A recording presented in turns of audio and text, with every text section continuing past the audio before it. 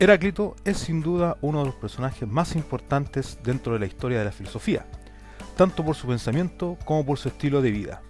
Heráclito, al igual que los filósofos señalados en la clase anterior, pertenece a los filósofos de naturaleza o presocráticos.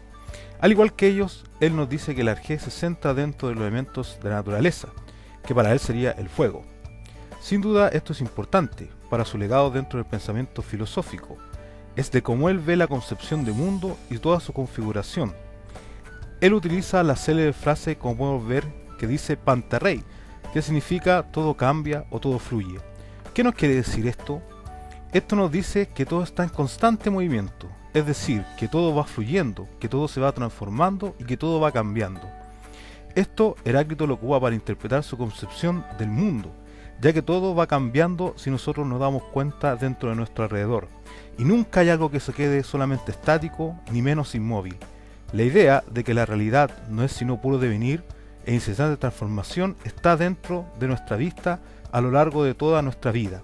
Incluso la ciencia moderna, bajo el científico Lavoisier y su ley de conservación, nos dice: la materia no se crea ni se destruye, solo se transforma.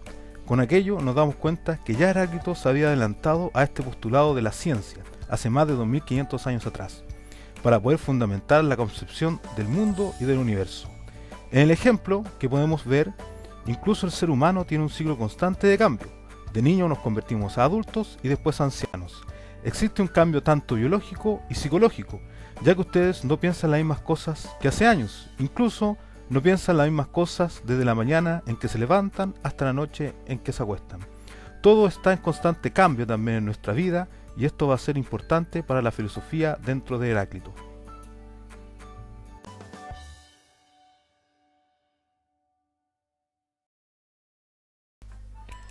Como bien hemos dicho, Heráclito es un filósofo de naturaleza, por ende todo su pensamiento está configurado con ella. Es por ello que dentro de los pocos fragmentos que nos quedan de su legado, podemos encontrar la célebre frase: no es imposible introducirse dos veces en el mismo río. Todos hemos tenido la experiencia de estar en un río, y con ello podemos ver que el río va fluyendo de manera constante. Es un permanente cambio dentro de los elementos que fluyen dentro de él. También el mismo río es un proceso de constante cambio material, ya que el agua también vive un proceso. Puede ser o pasar de un estado líquido, sólido y gaseoso. El río de Heráclito simboliza entonces el cambio perpetuo de todas las cosas. Por lo tanto, podemos definir que para Heráclito es importante el devenir, solo existe el movimiento. Lo que existe no es el ser estático, sino que solamente el devenir, el flujo, y el único real o lo único real es la mutación.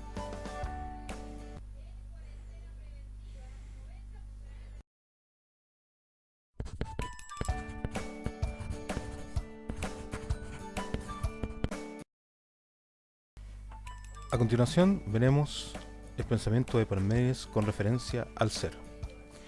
A Parménides siempre se le ha rivalizado con Heráclito, por las razones que veremos más adelante. Parménides siempre se le podría denominar el filósofo que instaura el problema del ser. Pero ustedes se preguntarán, ¿qué es el ser? Esta pregunta es problemática hasta nuestros días, ya que diversos filósofos desde la antigüedad como Aristóteles y Martin Heidegger en nuestra época contemporánea han querido dar respuesta a esta pregunta. Nosotros podemos definir de una manera muy humildemente que el ser es lo que le da sentido a todo lo que es o existe, es lo que le imprime la esencia a las cosas del mundo y hace que sean lo que son y no otra cosa. Esto dará mucha influencia a Aristóteles para poder diseñar su metafísica. Las características que tiene el ser para Parménides es que es inmutable, es decir, no cambia. Desde ahí podemos ver que su pensamiento es contrario con Heráclito, ya que éste nos decía que todo estaba en constante movimiento. Por lo tanto, el ser para Parménides es inmóvil, es uno y no múltiple. Esto es así, dado que tiene categoría de único, es decir, existe un único ser y no distintos seres. Es perfecto, ya que al ser inmóvil e inmutable, no pertenece al mundo material o mundo sensible, lo cual se podría corromper y lo cual podría morir. Aun cuando es el arjé de todo aquello, está también en las cosas del mundo, como hemos dicho. Con esto último, podemos decir que el ser solo se percibe en el pensamiento del ser humano. Desde aquí podemos decir que el filósofo Martin Heidegger considera que el ser humano es el único que se hace la pregunta por el ser, ya que nosotros tenemos también esta facultad de poder pensar, y como bien dice Parménides, lo mismo es pensar y el ser. Con todo aquello podemos decir que el ser siempre es y no puede no ser.